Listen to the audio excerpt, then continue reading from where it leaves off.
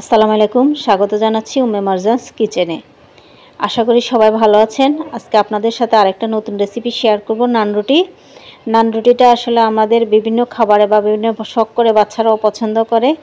অনেকটা soft, easily একটা নান রুটি কীভাবে তৈরি করা যায় সেটা আপনাদের দেখিয়ে দিব আমি আজকে। রেসিপিটা খুবই বানানো ইজি, সবাই পারেন কম বেশ।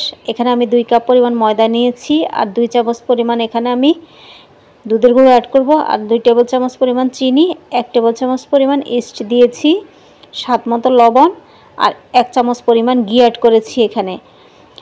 অনেকেই বলেন যে নান রুটি বানালে ইস্টের একটা গন্ধ আসে। যখন এভাবে আপনারা ঘিটা দিবেন তখন নান রুটি বানালে ইস্টের গন্ধটা আসবে না। একটু হালকা কুসুম গরম পানি দিয়ে আটাটাকে ভালোভাবে মথে নিতে হবে। একদম ভালোভাবে মথে নিতে হবে। আটাটা কিন্তু একটু স্টিকি টাইপের হবে। নান রুটির ডোটা কিন্তু অনেকটা সফট হয়, তাহলে নান রুটিটা করলে অনেকটা ভালো হয়। যখন ভালো করে ডোটা মতা হয়ে যাবে তখন আমি এখানে সামান্য পরিমাণ তেল উপর দিয়ে 1 ঘন্টার মতো রেস্টে রেখে দিব। তাহলে ইস্টটা অ্যাক্টিভ হয়ে যাবে, আটাটাও অনেকটা ফুলে যাবে। দেখেন 1 ঘন্টা পরে কি সুন্দর সফট হয়ে গেছে এবং অনেকটা ফুলে আসছে। এটা হাওয়াটা বের করে দিয়ে এটাকে আমি আরও ভালোভাবে মতে নিব। এভাবে ঘুরিয়ে ঘুরিয়ে সুন্দরভাবে ভালোভাবে মতে নিতে হবে। যখন ভালোভাবে মতো হয়ে যাবে তখন আমি এখানে গোলা করে নিচ্ছি। আমি এখানে 5টার মতো গোলা করেছি। এটা চাইলে ইচ্ছে করলে আরও একটু ছোটো করা যায়, আরও বাড়ানো যায়। এভাবে ভালোভাবে মথে তারপরে আমি রুটিটা করে নিব।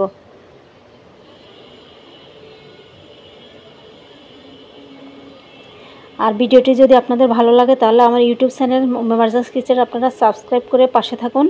পাশে থাকা বেল আইকনটা অন করে দিন, তাহলে যে কোনো নতুন রেসিপি আসলে খুব সহজে আপনারা পেয়ে যাবেন।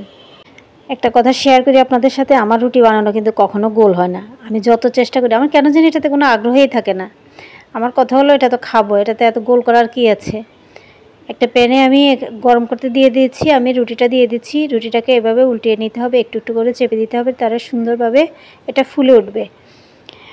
অনেকে ইস্ট আনে, ইস্ট ভালো পড়ানো, অনেক সময় আপনারা ভালো জায়গা থেকে ইস্ট আনার চেষ্টা করবেন। আর ইস্ট আনলে একসাথে যদি নষ্ট হয়ে যায় তাহলে আপনারা কী করবেন, ফ্রিজে রেখে দিবেন। ফ্রিজে রাখলে কিন্তু ইস্টটা ভালো থাকে, ইস্টটা কিন্তু নষ্ট হয় না। দেখেন আমার নান রুটি কিন্তু তৈরি হয়ে গিয়েছে। এভাবে আমি একে একে সবগুলো নান রুটি বানিয়ে নিচ্ছি।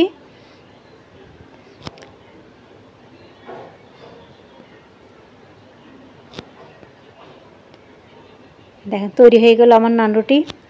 আশা করি ভিডিওটি আপনাদের ভালো লেগেছে। সহজভাবে সিম্পলভাবে নান রুটি বানানো।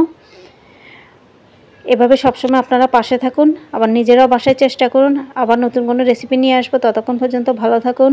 আল্লাহ হাফেজ।